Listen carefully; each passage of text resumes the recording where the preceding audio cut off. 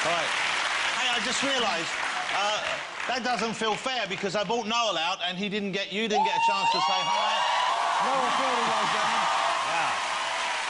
How great you look. That outfit shouldn't work on anyone but Kate Moss, and yet you're pulling it off. Although, please keep your knees together, because we don't want to see what's going on there. It's kind of a fabric-braced crotch. As I was coming on, I walked past the Penguins, and I went, was that all right for you? And they went, we prefer Graham Norton. You're a very unique individual, Noel Fielding. Oh, thank you. You've always had this confidence to be yourself in this way, have you? Yeah, I guess so, yeah. Because I've always seen you dressed like this, but it's a kind of a bold... It's a look back and it's a kind of look forward at the same time. Does that make sense? I'm the future and the past combined. I'm not quite as good as either of those. You're a brilliant comedian, and not everyone would get it straight away, I don't think, because when I first saw The Bush, it took me like a series to kind of get where you're coming from. Do you encounter that a lot, that people have to get used to you, get used to the idea and where you're coming from? It's a bit like a difficult album, you know? It's like Captain Beefheart or something. You have to sort of... when you first hear Captain Beefheart, you think, come on, you've got to be mucking about. This is nonsense. There's no way someone paid you to do this. You're out of your mind. And then? But then, all of a sudden, about 17 years later... It's kind of taken a while, I suppose, hasn't it? The Bush took about 5 years. Me and Julian were just there going, come on, please! Please, someone catch up. I know. Do you miss working with Julian? Is this it for the Bush for now, or are you going to come back? Do you know what's happening there? I do miss working with him, actually. Doing this show was really difficult because he's such a great performer. And he sort of carried the Bush, you know? So when I did this show, I had to carry it, and it was difficult, you know? This show is called Noel Fielding's Luxury Comedy. Yeah. OK, and it's not your average comedy show, as you would expect from Noel. How many characters do you play? How many were in the series? I don't know, actually, a lot. I played so many that... I played about 50 or something, but I played so many, and we did all the characters at the same time, so we did 3 or 4 a day. So by the time we went back to the studio, when I was playing a sort of version of myself, I had to ask the director, he went, what are you doing? Just play yourself. And I went, which one am I? Who are your favourite characters from the new list? Do you have favourites from this new bunch of weird things? Yeah, there's a sort of New York cop who's... he's got a knife wound on his arm and 2 bullet holes, and it talks to him. And over the years, it's become his partner, and he's called Raymond Boombox, and he's like, New York cop, I'm Raymond Boombox, and he's gash, he's got talking gash. They go, Sarge, come on, you gotta nail this guy. He's like, shut up, and he feeds it meatballs.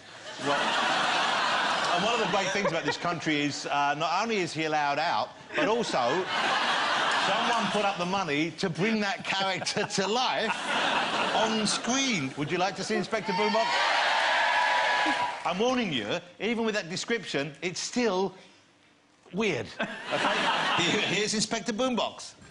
I'm Sergeant Raymond Boombox. As you may or may not know, in 1975, I received a knife wound in the line of duty. A knife wound that started talking to me and occasionally helped me solve cases. Helped you on some of your cases? I solved most of them, you fat son of a bitch! Shut up, you freak. Trying to put you in some kind of goddamn context. Anyway, one of the most exciting cases we worked on was when we were in Miami undercover.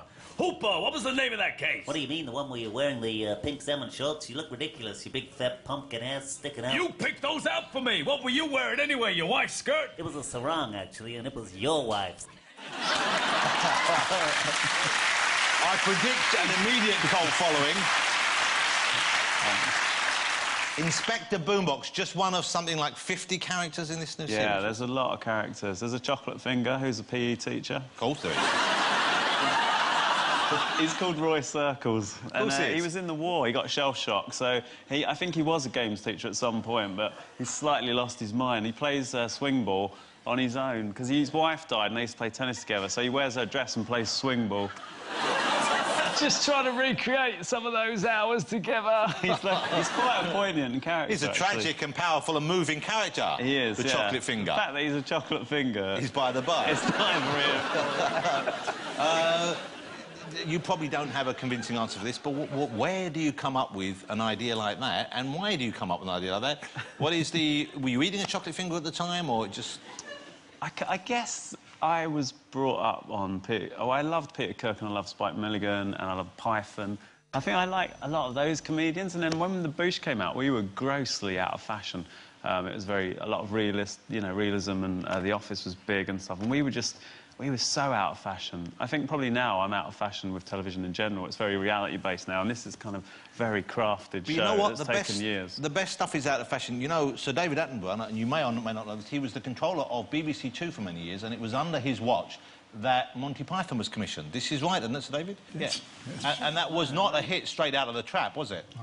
Would you have gone with the show in which a chocolate finger plays swing ball, but as tribute to a dearly departed loved one? I think I would have asked some people in their 18 or 20s whether they would go for it. That's the way forward. And that's kind of where your main fan base is, I guess. Exactly. You can see that. It's on E4 starting next Thursday, and that's the kind of Channel 4 plus thing, isn't it, E4? Yeah. It's the wildest stuff they do. I'm looking forward to it, and I hope it's as big a hit for you eventually as The Bush proved to be. I hope it hits even quicker there, because would you tour with them? Would you take these characters I'd out? love to, yeah, because it's a lot of change. animation. It'd be fun to try and work out how to do that live. Did you see, I don't know if you saw this, Noel took part in the Comic Relief, was it called Let's Dance for Comic Relief? I think It's called Let's Dance, where Noel appeared as, would you inform everyone? Kate Bush. Kate Bush, ladies and gentlemen.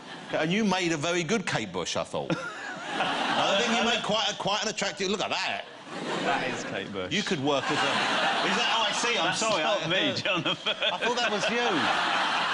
I basically look like Florence and the Machine if she had a hangover. You're going to do more Buzzcocks. You're terrific on Never Mind the Buzzcocks, I think. Are they doing another series of that? I love it, because it's like a sort of party where you get to meet quite odd people that you wouldn't usually hang out with, Who's you know? the oddest ones you've met on that, then? Well, it's kind of weird, because you sort of... One week you're hanging out with, like, Rizzle Kicks, next week Cilla Black, then Alice Cooper, which was pretty powerful. Well, you kind of look like you could have sprung from his loins. Yeah. We're not sure if that happens. we checked some dates, and... It could be. There was a possibility he was touring in the early 70s. I'd love him to play my uncle in a sort of cameo. It would be amazing. How long will you keep doing this for? And I'm hoping a long while. I'm hoping that someone, it won't be me, but there'll be someone interviewing you when you're as old as Sir David Attenborough. Yeah. And you're still covering your face with latex rub and pretending to be a cork or something. Well... but is there a kind of cut-off point doing the kind of thing you do? I think it's getting younger, isn't it? I think when Spike Milligan was doing it, he was a lot older, you know, and it was sort of accepted. I think people are quite into youth nowadays, you know. There's a lot of fetuses coming up behind me. I think I'm getting too old. Maybe I'll direct or write or something, or write children's books, or just work in a cake shop in France. No, really. So you haven't really got plans just yet, then? You haven't really I'd like to thought be when I was a kid, I wanted to be a zookeeper, actually. And me and Julian... Now, hold it, let me just ask. So, David, do you think this is zookeeper material? Straightforward, yes. And you want to watch out when you introduce him to an orangutan. What's funny is that me and Julian, the Bush, actually opened the spider monkey enclosure at London Zoo. Wow. No one asked us to, we just turned up at night. Let them all out! No, but we did. They officially asked us to, and there was a plaque there and everything. But what happened is they put the trees too close to the fence, so they all got out, and they were just wandering about Camden. Wow. But no one noticed in Camden, did they? Apparently they're in the Hawley Arms, just getting drunk. How lovely to have you on the show. Thank you. And continued success. I look forward to seeing everything you do. Mr. Noel Fielding, ladies and gentlemen. Are you going to stick around for the music? Yeah. Noel Fielding, ladies and gentlemen. The brilliant Noel Fielding. Alrighty. So look out for Noel Fielding's luxury comedy next week on E4. Thanks to all my other guests tonight, of course. The fabulous Daniel Radcliffe and the wonderful Sir David Attenborough, ladies and gentlemen. Thank you, gentlemen. Splendid company. I'm so grateful you came on. Thank you, Noel. Before we get to the music, let me tell you who's on the show next week. And this is the very definition of an eclectic lineup. We have Jack Whitehall, brilliant young comedian Jack Whitehall. From Downton Abbey and many other things, we have Hugh Bonneville. And then we have music from the Arctic Monkeys. Wow. But also, being interviewed by me here on the couch right there, Kermit and Miss Piggy will be on the show as well. There you go. Wow. I know. It's been like one of your dreams, isn't it? That is pretty powerful. OK, that was the show this evening. We still have some music for you, and I've loved this guy's voice since the first time I heard it. But he has a new album out, which has got some tremendous tracks on it. I was listening to it earlier, because he does all of his favourite soul songs the last few years. Great songs all the way through, done his own style. Can't recommend it highly enough. Ladies and gentlemen, performing Backstabbers, it is the fabulous Seal.